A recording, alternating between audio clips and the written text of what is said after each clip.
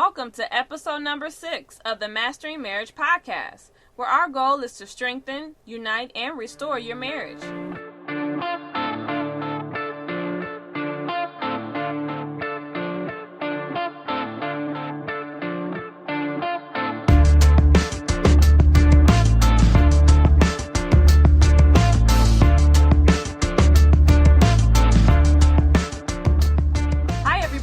My name is Amanda Taylor, and together with my husband David, we are the co-founders of MendOurMarriage.com. And our goal is to break the back of divorce by bringing married couples together to be accountable, keep the passion alive, and expose the hidden issues that try to rip marriages apart. All right, let's get started. All right, guys, we're back, and this is episode number 6. Yes. And in this episode, we have a very long question that I'm going to be reading, so just bear with me. And I actually may fumble a little bit over the words. Why not? Yeah, well, I'm just saying. Speaking it well, into it. Well, because it's emailed to me, and some of the words are missing, so I'm going to have to fill it in. Okay. I'm just saying. Hey, we're transparent here, okay? Don't judge me. Anyway, before we get started with the question, you goofy. This episode is brought to you on behalf of MendOurMarriage.com. And we're happy. We thank you for the support. We thank you for allowing this podcast to be ranked up high in iTunes already. Yes. Keep it coming, guys. Keep asking questions. Submit them via SpeakPipe. You can actually go to the website. On the right-hand side of the bar, there's a gray tab that says Leave Voicemail. And just submit a 90-second voicemail. And or if you just don't want to leave your voice, just email us a question, and we'll answer it. We'll even air it on the show. That's right. Also, go ahead and go to iTunes when you're done here. Leave us an honest rating or review, and subscribe to the podcast. That way, every podcast that we put out is automatically downloaded to your phone. Exactly. So you get it. You don't have to worry about checking in with us to get a new episode. It's already downloaded to your phone. Or you can go to SpeakPipe. Anyway, let's go ahead and get into this question. All right. This is from a husband regarding his wife. Okay? All right. Listen up. Okay, so here it is. My wife seems to think it's okay not to answer my questions. If I ask her what did she do this morning, she only mentions part of what she did. If I ask her what else, then she switches the conversation to me knowing she asked me what was my schedule, and I told her. I try to be transparent so that she does not wonder what I'm doing, because I know how I feel when she refuses to tell me what she did. She deletes phone calls and text messages. She clicks off of the computer screen when I walk by. She says because she's a thinker and a researcher, her mind is always working and will not stop to answer I'm sorry. I fumble. Answer any relationship questions unless it's what she wants to talk about.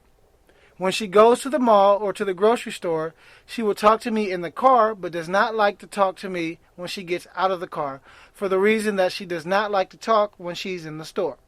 In the meantime, I never seem to get my questions answered, and they linger with me, and now I am very untrusting of her. And sooner than later, things blow up. The question is, how do I get her to open up and not feel like I'm trying to control her? I love her and do not want to lose her. Okay, that was a long question. I need a drink of water, but I don't have any water here with me. But anyway, that's a really good question, by the way. So, and husbands, ask a question, submit them, guys. Please, we need to hear from more men. More fellas, because we got a lot of ladies asking questions. But fellas, come on, brothers. Yes. Come on. But anyway, let's chew this up a little bit and see what we can give, what type of wisdom we can give, babe. All right. Go on and give him something. Okay, so first off, we're going to suggest that you do some introspection. And basically what we mean by that is take a look back at when you first started dating your wife, when you were first engaged, when you were first married, and see what has changed over the course of your marriage. What is missing?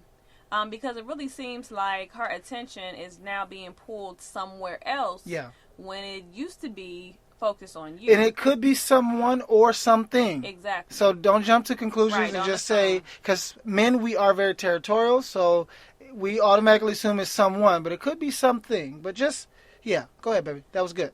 Exactly. So, again, just, take some time, think about it or pray about it, both. And, just see what exactly has changed. Is there anything missing? Did Yeah. you stop doing something that you once used to do? Yeah. Did you both stop doing something that you used to do together? You Yeah. know, did you used to go out on a regular basis? Did you all used to, have a date night? Whatever the case is, take a look back and see what's missing, what has changed over the course of your marriage, from the time that you got together until now, where she's displaying these behaviors. And the reason why that's important is because I can recall when Mandy and I stopped doing certain things early on, like in the first year of our marriage, that's when things started to go down for us. And hindsight is 2020, so we can look back and say, okay, if we would have kept doing this and kept doing that, communication would have been better. But often, during the course of the marriage, whether it's 1 year or 20 years, things kind of get lost in the shuffle. Life happens, kids happen, job happen, bills happen. And so we get so focused on maintaining and staying afloat that we really miss the main things. Forget about each other. We forget about each other, exactly. The marriage often moves from being about us to being about other stuff. And it suffers. And so doing the introspection is very important because you get a chance to analyze critically and objectively, if you can, yourself in the honest condition of your marriage. Right. Now, once you've done your introspection, like what Mandy talked about, the second thing is this. You really want to change your strategy for communicating with her and for getting information. So change your strategy for getting information. Now, you're asking me what I mean by that, Mandy, which she didn't, but I'm reading her mind. This is what we mean by change your strategy for obtaining information. Instead of, did I say that right? That's okay. Okay. Just try it again. Because I got nervous a little. That's okay. Okay, let me stop. Instead of looking to get information, I need you to change your focus to giving. Okay? So instead of getting, look to give. And this is going to be a key that we probably say in every one of the questions we answer. Marriage is about giving. Exactly. It's no longer about you. It's about what you can give to the other person. Exactly. And so so I need you to do it. And it's going to be difficult, especially for men. It's going to be difficult because we like to get stuff when we ask for it. But I need you to start to look to give. Find opportunities where you can start to give. For instance, pick a day or a time or an opportunity and start seeking to give to her. Via intimately, communicatively. What is her love language, right? And Mandy and I, we talk a lot about love language. But what is it? What is a love language? And how can you communicate to her love language? How can you fill her tank? I guarantee that when her tank is filled, she will be more receptive. Exactly. She will be more open, and she will be more readily available to give back. Right, and there's a couple of things that you could do. Yeah. So maybe you don't even have to tell her. Maybe 1 week you can say, "Hey, I'm just gonna go ahead and make dinner for the family." That'd be good. Or maybe it could be something smaller. It could be like, "Hey, I know my wife always comes home and she likes the kitchen to be clean before we go to bed. I'm going to do that. I'm going to take something off of her, and then see how that changes the mood and the situation." Yeah. You can either do it without even telling her, or maybe you can just let her know, "Hey, this week I have this. Yeah. Don't worry about it. Don't come home and try to do anything with the kitchen. I got you." Yeah. And That's don't good. look for anything in return. You just give that. Yeah. Yeah. And start focusing on giving something to her that you hadn't before. And here's some really basic human psychology concepts to really think about. Humans are pleasure-seeking, pain-avoiding creatures. So we like security and we like to feel safe. So if she's retreating to a computer or whatever it may be, a job or relationship or whatever, a different behavior, that means that whatever is capturing her time and attention, she's finding more security in. And your goal is to make you the most safe place. And because it's not natural for two people in a marriage to not be together. That's the whole concept of marriage, is to be together. So if there's something abnormal happening, which means there are two people that's now repelling each other, you have to ask the question why. And so whatever it is that she's finding security in, you have to take it up a notch and make sure that she can find that same level or more of security in you. Okay? Exactly. Let's and go. that goes Yeah. both ways, Yeah. men and women. Yes. Yes. So let's talk about this last point, because this one really is a really good point, babe. The last one is what? You want to say it? You want me to say it? I'm going to say it. You can go ahead. The last one, I love my baby. I love you, baby. Love you too. Yeah. Get it with it. Oh, anyway, so the last one is this.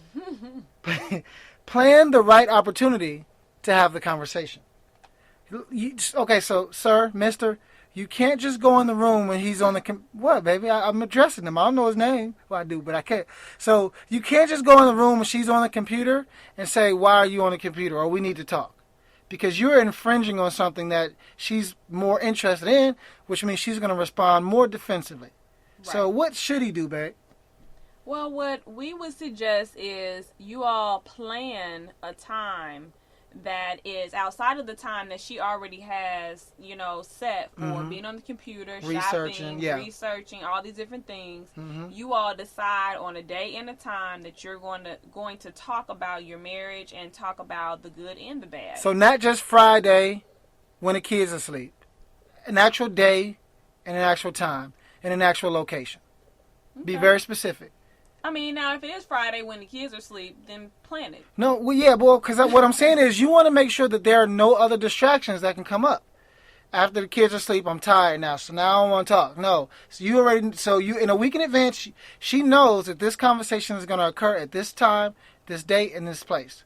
And now, this isn't a doom and gloom conversation. Oh, no. So what we're suggesting is, this is something that we used to do as well. Maybe once a week, you all can set a time aside. And the first thing you can do is talk about a few things that you really appreciate that the other person did and that you noticed. Yeah. And then you can follow that up with, these are some areas that concerned me. So you have edified them and you've lifted them up. And then you bring in, hey, this is what is concerning me. Well, I want to actually, let me interject real fast, because I actually want to add a point before that point. Okay. After you lift her up, that's when you get to have an opportunity to say, you know what, baby, these are the areas that I've been struggling in. But here's what you're doing when you do that. You are allowing her resistance to be very minimal. So when you lift her up and you give her all the, babe, these are the things that's going well. And then you can be honest and say, you know what, but these are the areas that I've struggled in. And these are the things that I know that you may have had concerns about that I haven't been as open and honest about. So you're giving her additional, you're giving to her additional within the confines of the conversation and making it difficult for her to be resistant. So that it's almost like if y'all on the same sports team and, y'all team lose, but you know that the other person really messed up, but you also have some areas where you messed up and you bring that area up first, it makes it easier for the other person to be honest about where they messed up at. It's you got to do it to know what I'm talking about, but Mandy was over here. What do you got to say? No, I see what you're saying. I want to make sure that, Mr. is following. I don't want to give him too much. Well, no, that was just 3.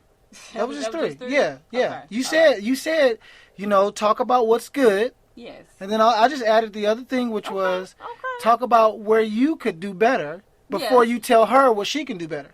Okay. That's all I'm saying. No, that's good. And that's the technique that I teach them with my clients in counseling. But it just kind of helps, get that resistance out the way. Mm-hmm. But anyway, let's recap over those main points that we talked about. What's step number 1, baby?